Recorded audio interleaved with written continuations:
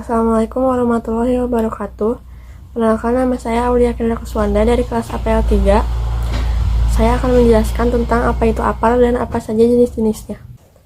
APAR atau alat pemadam api ringan adalah alat yang digunakan untuk memadamkan api atau mengendalikan kebakaran kecil. APAR umumnya berbentuk tabung yang diisikan oleh bahan pemadam api yang bertekanan tinggi. APAR dapat digolongkan menjadi 4 jenis yang paling umum digunakan, yang akan saya jelaskan satu persatu pengertiannya. Yang pertama ada APAR jenis air atau water. APAR jenis ini berisi air, merupakan jenis APAR yang paling ekonomis dan cocok untuk memadamkan api yang disebabkan oleh bahan-bahan padat non-logam seperti kertas, kain, karet, plastik, dan lain-lain sebagainya yang termasuk kebakaran kelas A. Tetapi akan sangat berbahaya jika dipergunakan pada kebakaran yang dikarenakan instalasi listrik yang bertegangan yang termasuk kebakaran kelas C. Yang kedua ada APAR jenis busa atau foam. APAR jenis ini adalah APAR yang terdiri dari bahan kimia yang dapat membentuk busa. Busa AFFF, Aqueous Film Forming Foam, yang disembur keluar akan menutupi bahan yang terbakar sehingga oksigen tidak dapat masuk untuk proses kebakaran.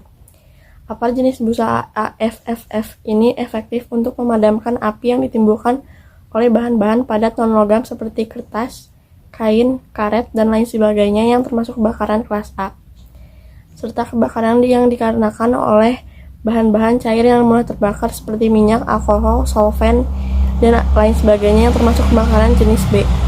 Yang ketiga ada APAR jenis serbuk kimia atau dry chemical powder. APAR jenis serbuk kimia atau dry chemical powder fire extinguisher ini terdiri dari serbuk kering kimia yang merupakan kombinasi dari monoamonium dan amonium sulfat. Serbuk kering kimia yang dikeluarkan akan menyelimuti bahan yang terbakar sehingga memisahkan oksigen yang merupakan unsur penting terjadinya kebakaran. APAR jenis dry chemical powder ini merupakan alat pemadam api yang serbaguna karena efektif untuk memadamkan kebakaran di hampir semua kelas kebakaran seperti kelas A, B, dan C. APAR jenis dry chemical powder ini tidak disarankan untuk digunakan dalam industri karena akan mengotori dan merusak peralatan produksi di sekitarnya. APAR dry chemical powder umumnya digunakan pada mobil. Yang keempat ada APAR jenis karbon dioksida, karbon dioksid atau CO2. APAR jenis karbon dioksida, CO2 adalah jenis APAR yang menggunakan bahan karbon dioksida atau karbon dioksid atau CO2 sebagai bahan pemadamnya. APAR karbon dioksida sangat cocok untuk kebakaran kelas B, bahan cair yang mudah terbakar, dan kelas C, instalasi listrik yang bertegangan. Untuk mempermudah dalam mengingat proses ataupun cara penggunaan alat pemadam api, umumnya menggunakan singkatan TATA, yaitu 1. Tarik pin pengaman safety pin. 2. Arahkan nozzle atau pangkal selang ke sumber api area kebakaran. 3. Tekan pemicu untuk menyemprot. 4. Ayunkan ke seluruh sumber api atau area kebakaran.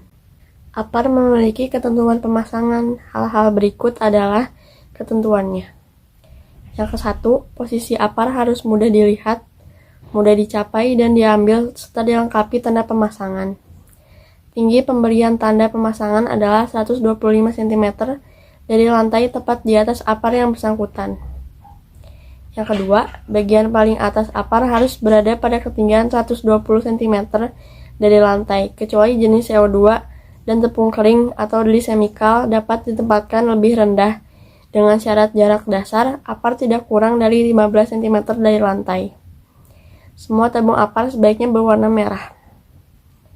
Yang ketiga, APAR harus digantung pada tinggi dinding dengan penguat sekang atau konstruksi lainnya tanpa dikunci atau diikat mati. APAR tidak boleh dipasang di tempat yang bersuhu lebih dari 490 Celcius atau turun sampai minus 440 Celcius. Jika ditempatkan pada alam terbuka, APAR harus dilindungi tutup pengaman. Yang keempat, APAR juga harus dirawat agar awet dan tahan lama. Sedangkan untuk pengisian ulang, APAR harus dilakukan dengan tata cara yang benar sesuai dengan prosedur yang ada. Demikian penjelasan saya tentang APAR atau alat pemadam api ringan. Semoga cukup jelas dan dapat dimengerti. Wassalamualaikum warahmatullahi wabarakatuh.